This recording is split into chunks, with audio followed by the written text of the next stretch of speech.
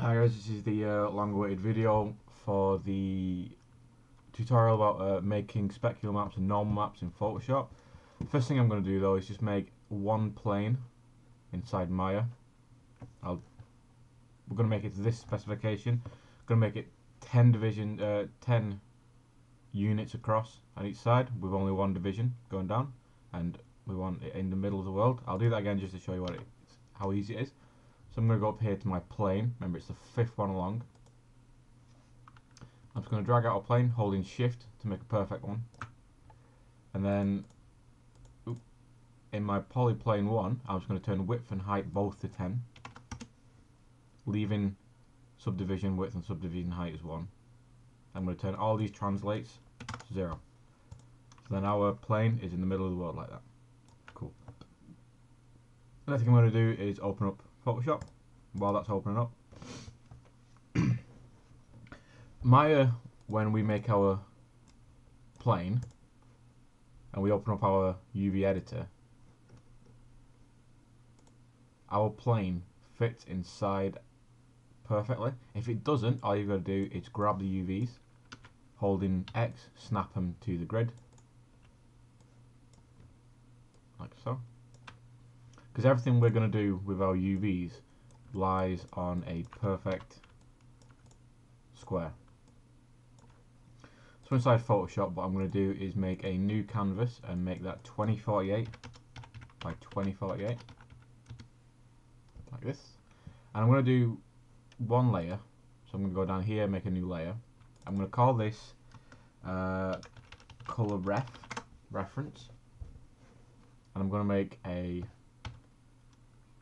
square of white to make sure I'm set to perfect white. Yes. I'm going to make a square of white. I'm going to make a square of black. This can be little things like that if you want. I'm just keeping them square because it's nice and neat. And then I'm going to make a square of 50% grey. So if I go down to my colour picker, just going to make sure I've got paint bucket selected. I'm going to, down here in HSB, I'm going to turn that to 50%. I hit space too quickly then. I'm going to change that to 50% there, so that our little circle guy moves to the middle. Then I'm going to click OK. I'm going to fill that. So now, if I take off my background, I've now got these three colours. And these are the main values we're going to use when we're making our spec and normal map at the beginning.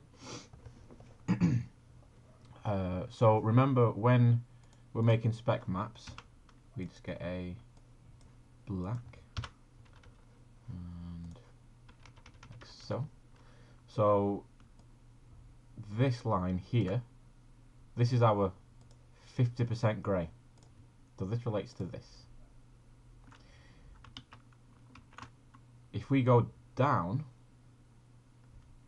the colour value is getting darker. So this then becomes a black. So the further we go down, the darker we become. If we go up, the brighter we become. This relates to depth. So when we make our normal maps, a 50% grey is basically the normal surface. Anything brighter gets higher, anything darker gets lower. In Specular Maps, the same rule applies, but 50% is basically middle of the road, kind of half specular, half rough. The darker you get, the rougher it gets, so the specularity kind of falls off, and the brighter you get, the more specular it gets. So if you want something super shiny like metal, or something glossy like plastic, we want to make sure that it's nice and white, or very, very bright. If we want to have something that is very dark, oh, not dark, sorry, it's very rough, say like rough plastic or carpet, we want to make sure that's going more into the dark area.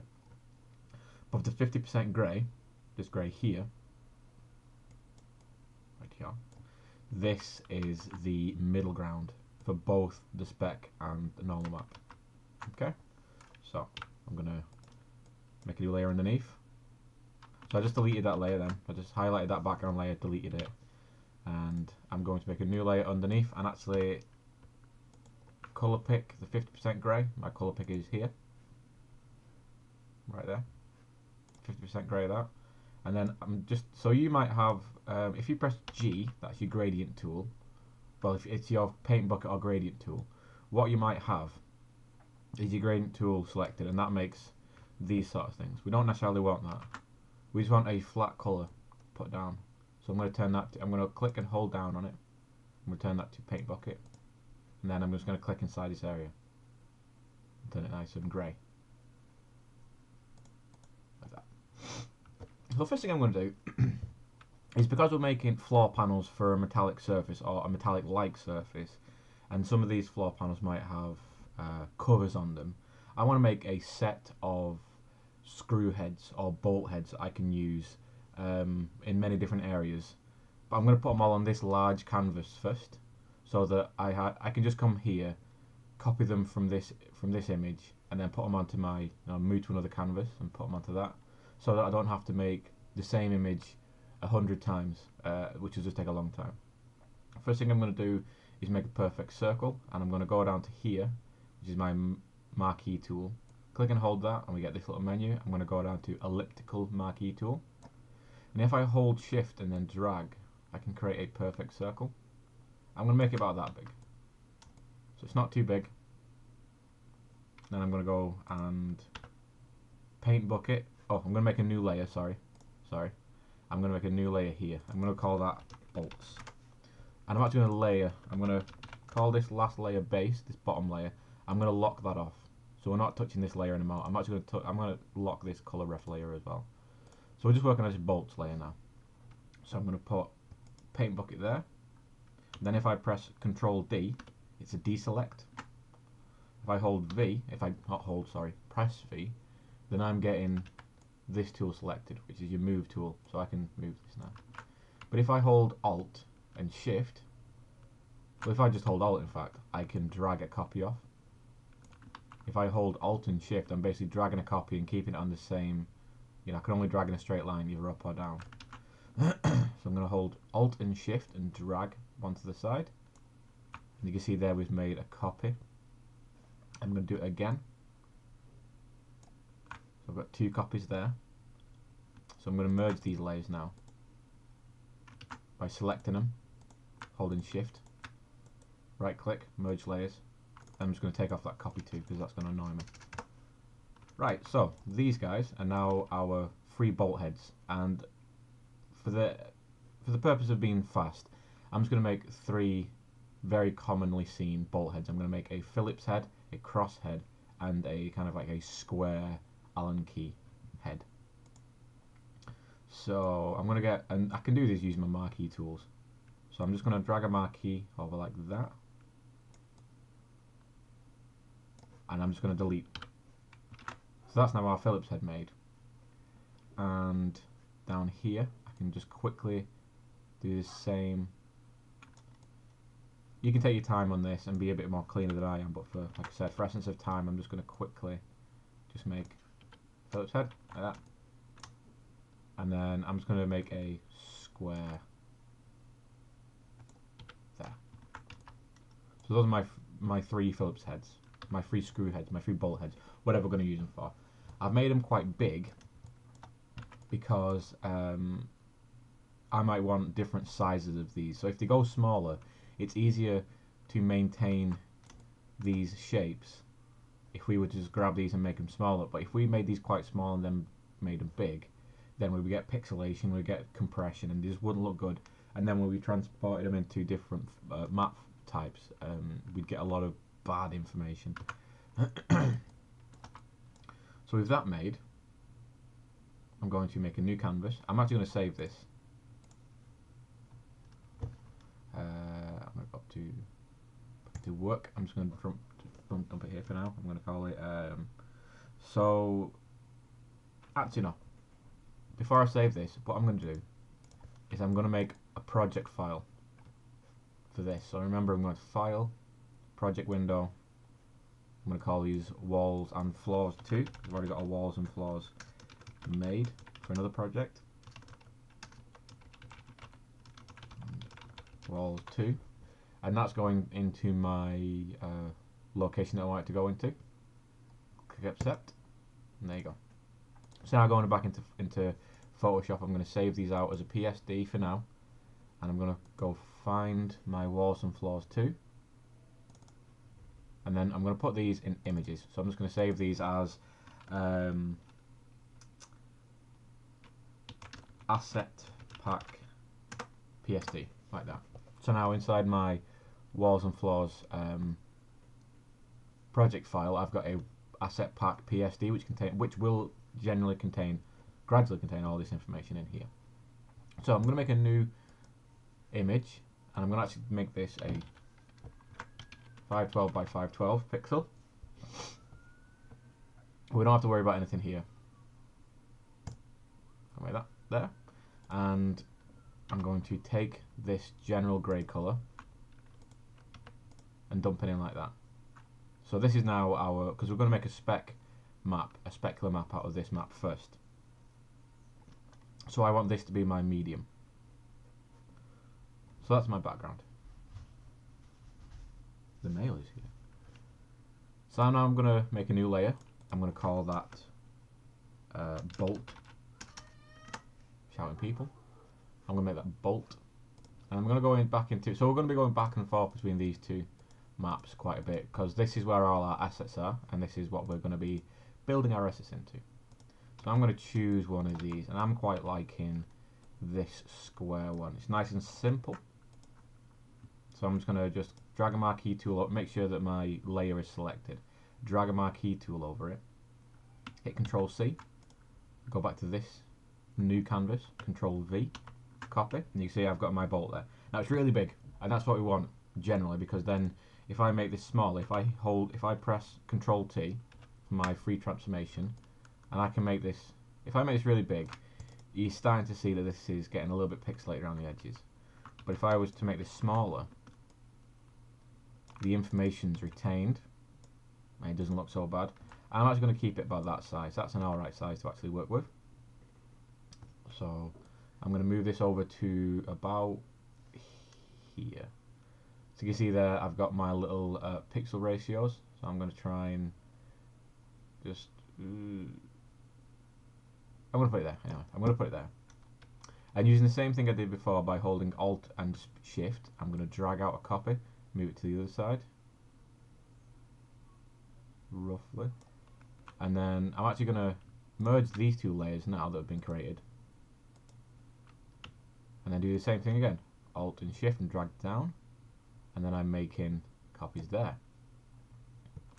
And then I'm going to merge these layers. Cool. Now with these as all one layer, I can actually make these bigger or smaller depending. I can actually do something a bit tricky. So I've just grabbed these corners and snapped them into the edges of my canvas, and then I'm going to hold Alt and Shift and drag in from the side, and now everything's going to be nice and uniform to each other. So the distances to the edges are all going to be the same as we go around, which is what I kind of want. So now I'm going to add a little bit of depth to these, because at the minute these are going to be flush to the grey, and even though you'll get an impression of, you know, depth and height and stuff, there won't be so much believability in it. So with this bolt layer selected, I'm going to click the little icon next to it, this little checkerboard thing, and then we get this menu. It's our layer style, which so yours might not look like mine so much because you might work on a different version, but we're looking for something called drop shadow. So I'm going to click that, and as you can see in the background there, something's happening. We're putting a drop shadow, which is a shadow on the external edges of the pixels, and we're getting a little bit in the middle just because obviously that's a hollow shape.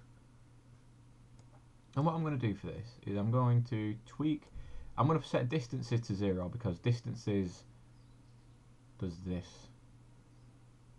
and I want this shadow to be directly on top of this, so I'm going to make sure distance is 0, and then just mess with spread and size to kind of find how you want yours to look. And I want mine to look quite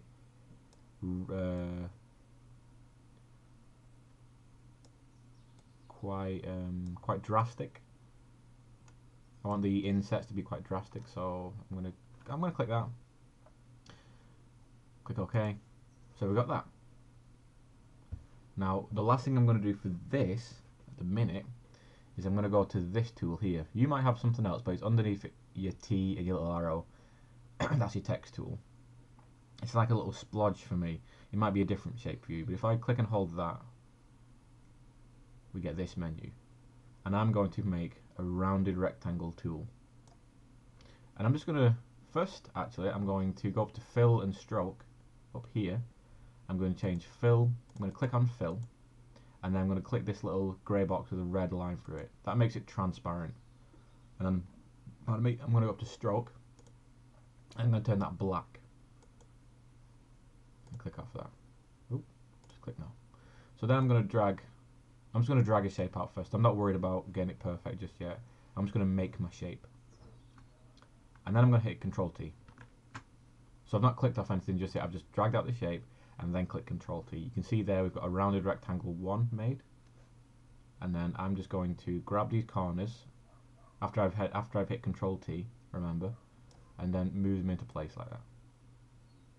So now you might be able to see there I've got a black line appearing around the edges.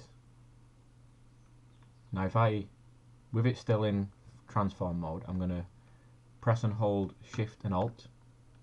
I'm going to drag in. So we're dragging in a uniform shape. We're still maintaining the ratio of the sides, but then we're also dragging to the center point. Because if I was just to hold Shift, we'd be dragging to a corner like that. But I want to drag to the center, where you see this little crosshair is. So that's what Alt and Shift does. So I'm going to drag that in a little bit.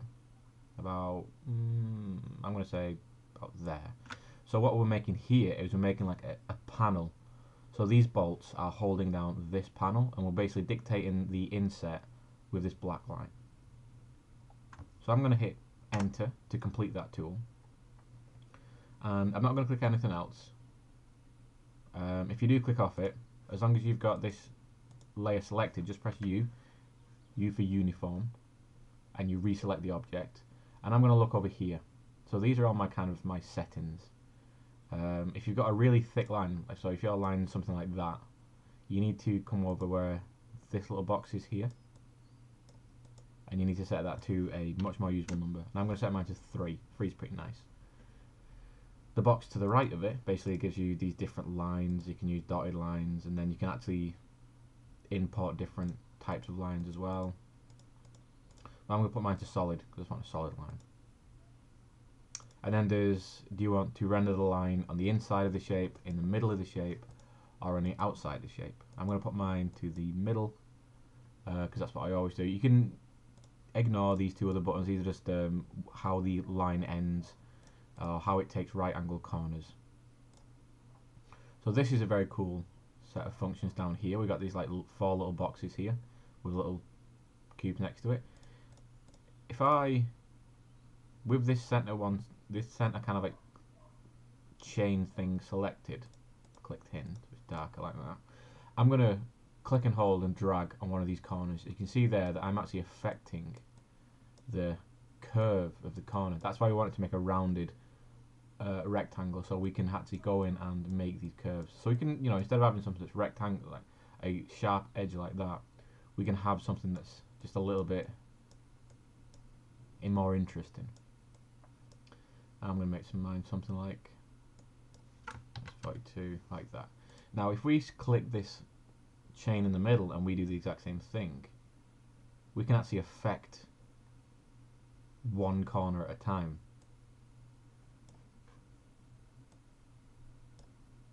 So we can make some pretty weird and wacky shapes if we wanted to, like that.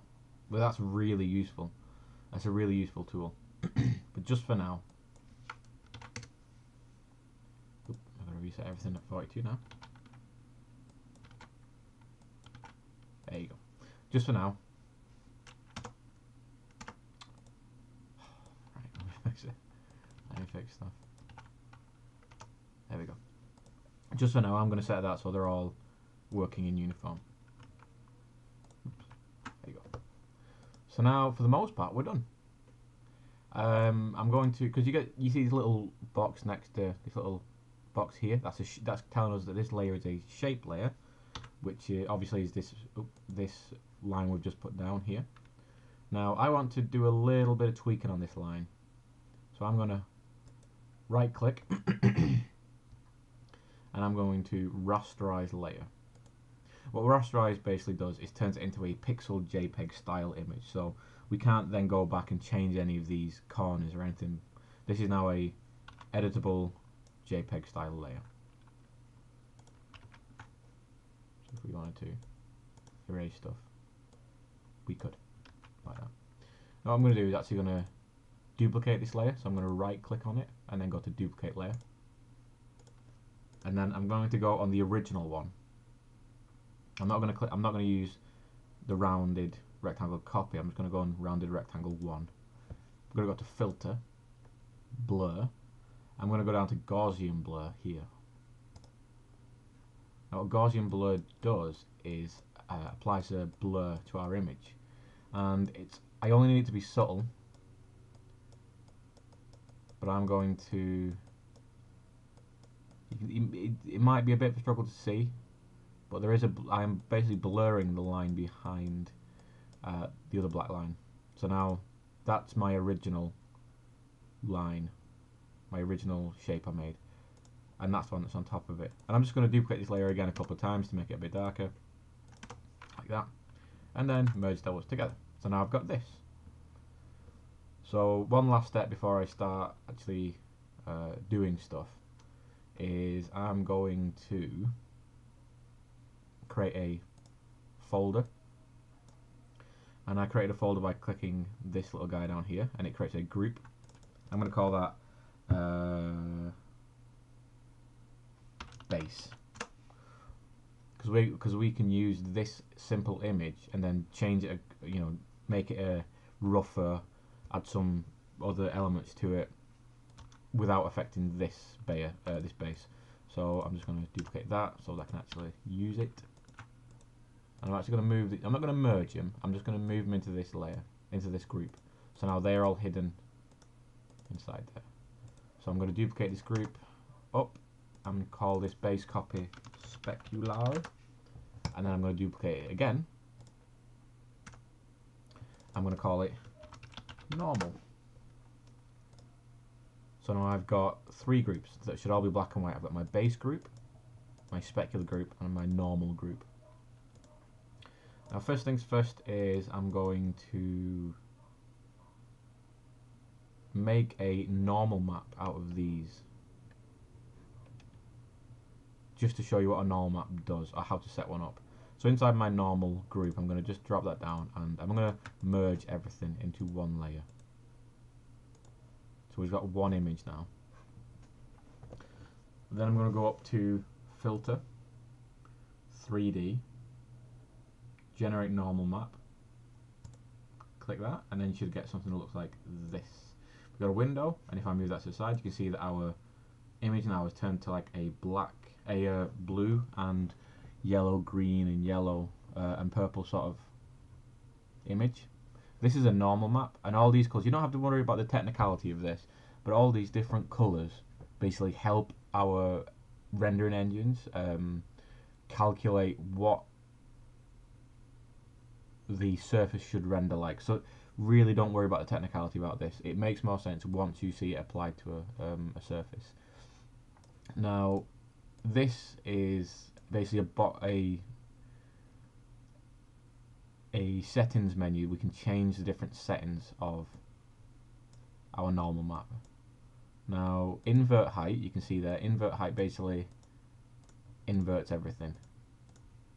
So I can tell by looking at that, these lines, this exterior line here appears to be coming out at me, and these where my bolts are appears to be going in, and I don't want that. I want that to be like like that. So I want the bolts to appear that they're coming out to me, and this inset appears that it's going in.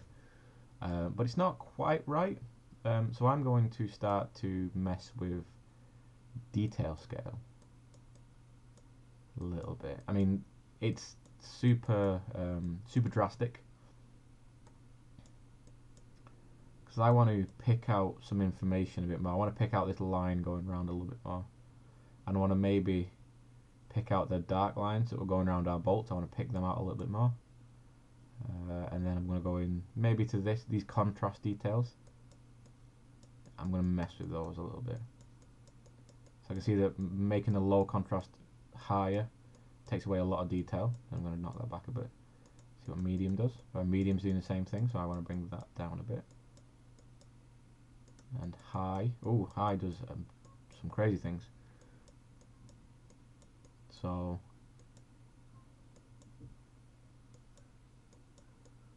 at this stage it's just kind of going around messing a little bit with all these different settings. Okay.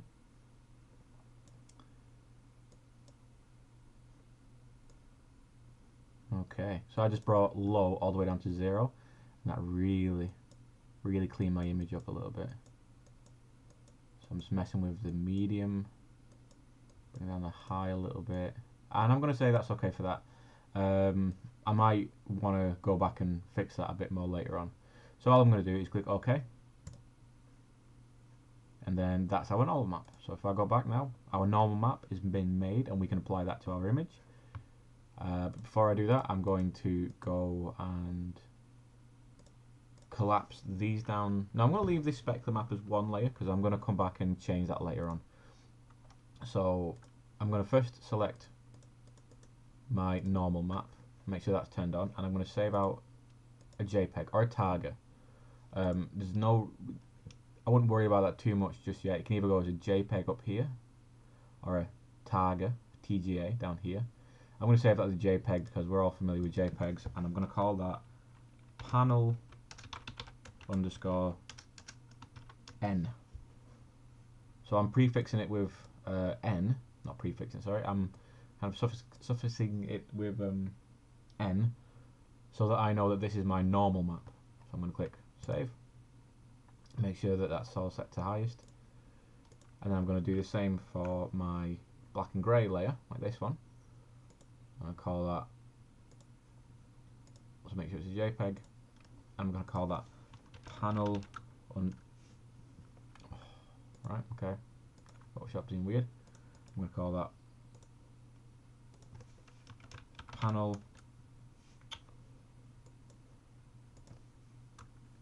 underscore S. That's what I'm trying to do. And S just means specular. So I know when looking at that, I know what's a normal map and what's a specular map, because N means normal, S means specular. So there we go.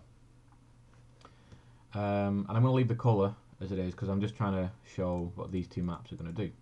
So I'm going to go back to Maya now. And this is where things get a tiny bit technical. Because when you make anything in a scene, any sort of object in Maya, there we go, Maya's freaking out a little bit, it's made as a Lambert, and a Lambert is a non-reflective material. It absorbs light, but it doesn't reflect light back to us. But what we use is something called a Blimp. So now you can see that our objects now have a shimmer, a shine to them. There we go. They all have like a reflectivity to them, and that will be more noticeable once I bring in a point light, turn the lights on in the scene. So you can see there, I've now got a point on my objects where the light is reflecting off, and that's what we're going to be using. You can see there on the ground plane, this reflectivity. That's what we're going to be using. So I'm going to leave my point light in there, and I'm just going to delete these other objects, turn the lights off. So I'm going to use this plane. So to apply a blend, I'm going to just click on my object as an object mode. Make sure I'm still recording. I am still recording. Hold down right click, go down to existing assign favorite materials, sorry, and then inside there at the very top, Blimp. So when you apply that, you normally get this menu popping up for your attributes. If it's not, it's either this button here, or it'll just be the tab on the side and he's clicking. And you'll get Blimp. Mine's called Blimp 2 at the minute. I'm just going to leave it as Blimp 2. So we need to plug in our new textures we made. That's very, very simple to do. So first one I'm going to do is a specular map. I'm going to go down to Specular Shading. If this was a Lambert, we wouldn't have specular shading. So remember, we need to assign our Blimp first. So down in Specular Shading.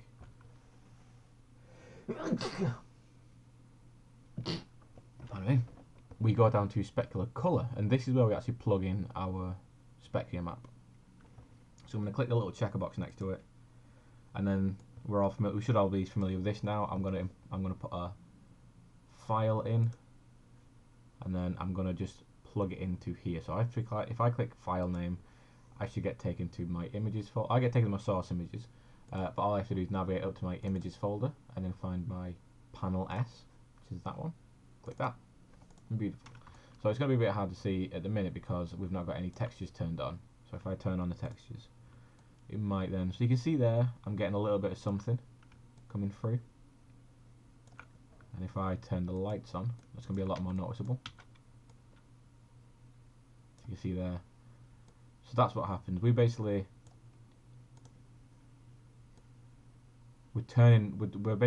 choosing what's shiny and choosing what's not on our surface. So you can see that as I'm turning on the texture, the grey area in the middle is becoming less shiny. But as I move my light to the side and I turn the textures on, these bolt areas maintain the shininess. Okay. So now that's working. Now our spec map is working nicely. Looks very, very nice. So now what we're going to do is plug in our normal map. And you've got to, so I would advise taking notes at this point because there's a few things we need to do in order to make this work. So I'm going to go back up to my Blimp, selecting my object, going up to Blimp, and then we're looking for bump mapping, which is inside the common materials attributes. And I'm going to click the little checker box next to it. Again, add a file. But what will happen? We won't get the normal file image window that we normally get. But if we click file, we get this image. And this is basically Maya asking us how we want to use our new map we're going to apply. So we don't have to worry about anything below here. We're just worrying about 2D bump attributes. The value and depth can be left as they are. We're just looking at use as. And we want to drop this down from bump. And we want to change it to tangent space normals. Like that. And then we go back up to file. And then we can import our image. So go to N. Nice blue image, and finish.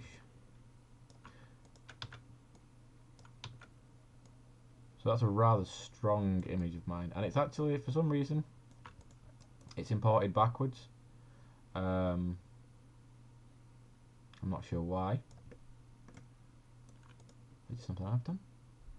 So okay, if this does happen where you apply your map, and it's actually, let me just check my Photoshop. No idea.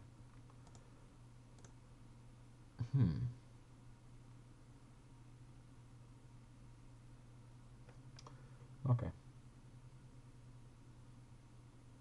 Okay.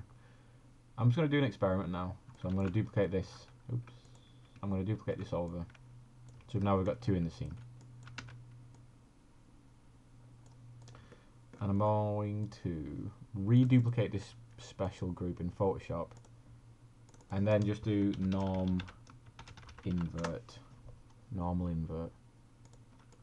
Merge them all down. Same process as making the normal map originally. Got to filter, 3D, generate normal map. But I'm going to click invert height so it's not checked. And then click OK. Okay, so I've got this image. and I'm going to save that as a normal 2. So I'm going to go panel 2 N. I'm going to apply that to the other map. I'm going to apply that to this one. See what happens. So I'm going to go to. I'm going to apply the whole thing all over again. So I'm going to go to assign favorite material Blin. Apply my spec map first because that works perfectly. Boom. Then apply my bump map. So click the bump map in checkerboard. Click file. Change that to tangent space normal. Apply my second one.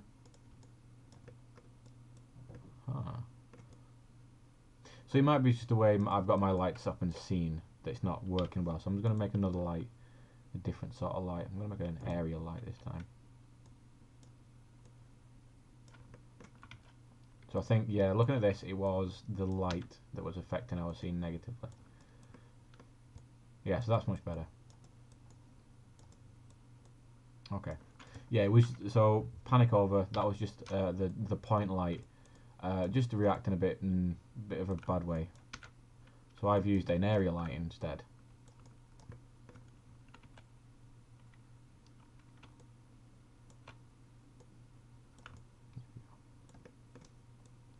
So lights can very easily affect the scene negatively. Right, okay. That's me. It's enough messing around. But now you can see what's happened. Now we've attached our normal map. You can see that we're getting this implied depth in our object. We're getting this implied sort of information here. And of course, because we're looking at this solitary on its own, we can see that it's not quite so believable. And you know, especially if you go down to into such a drastic angle, you can see that it's not actually a true 3D surface. But what happens is when we rotate lights and stuff,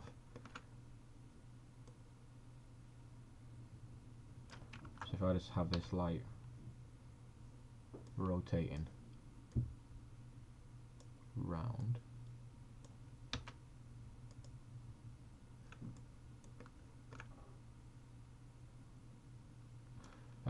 what you should be able to see is if I animate this light a little bit more,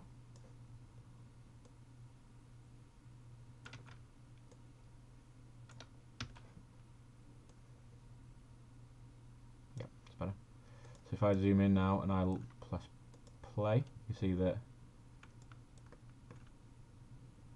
the shadows there are reacting to the light movement.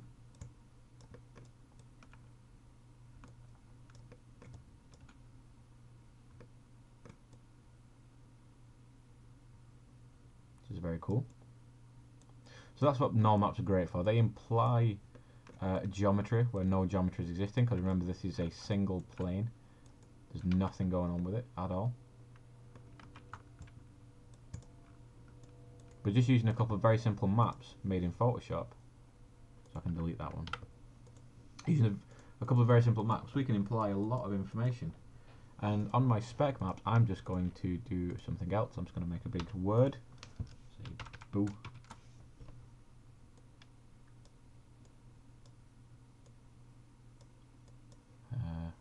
Make sure it's white. So I'll do that again.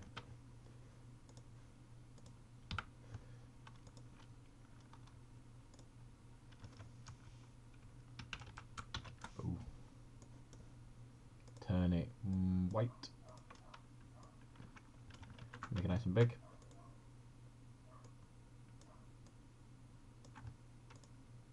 And then make another. Turn it black. There we go. So I'm now going to save out that as a spec 2. Just this is just to show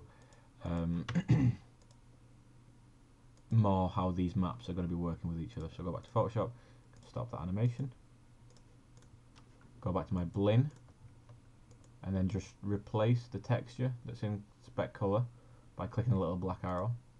Just replacing this now with spec 2. So you can see there I've got now my boo in light. do in dark.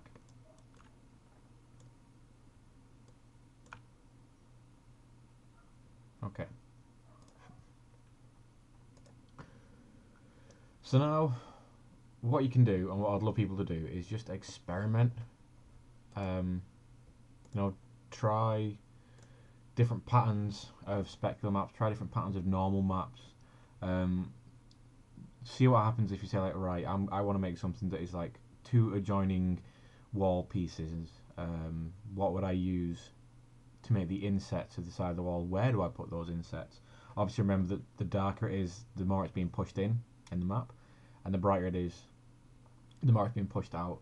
In extreme circumstances, you will have, like what's happening on the screen at the minute, on the left side of this panel.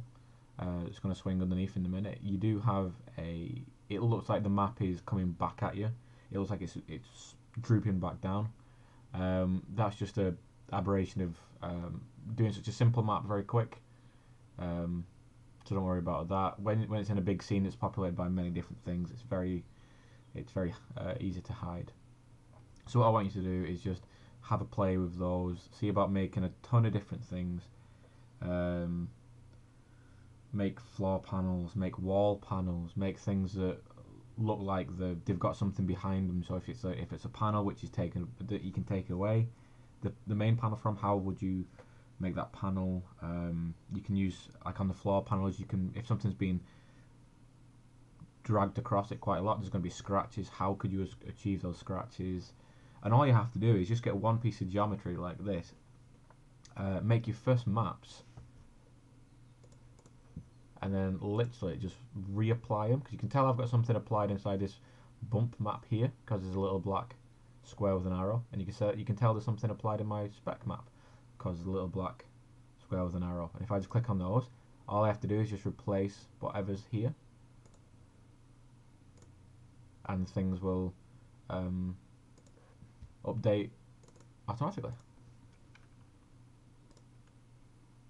It's very cool. So in fact, is that my normal? Just looking at something now. So yeah, so even my normal 2 map is working, which is pretty cool. Yeah. So yeah, just try some stuff. See what will happen if like, how shiny is a wall? Remember that white means shiny, black means rough. How could you get many different surfaces on there? Look at references of painted walls, of metal walls that are rusty, of metal surfaces that are rusty, concrete walls. Concrete walls have specularity on them. It could be something that's inside the mortar itself when it's made, or it could be something that's like been painted on top of it, or it could be something that's just general wear and tear of the wall. It's been brushed against so much that it's become sort of burnished and shiny. So just have an experiment, have a play.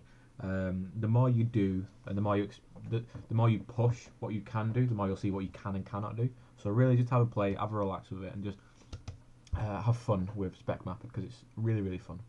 Okay, hopefully this helps.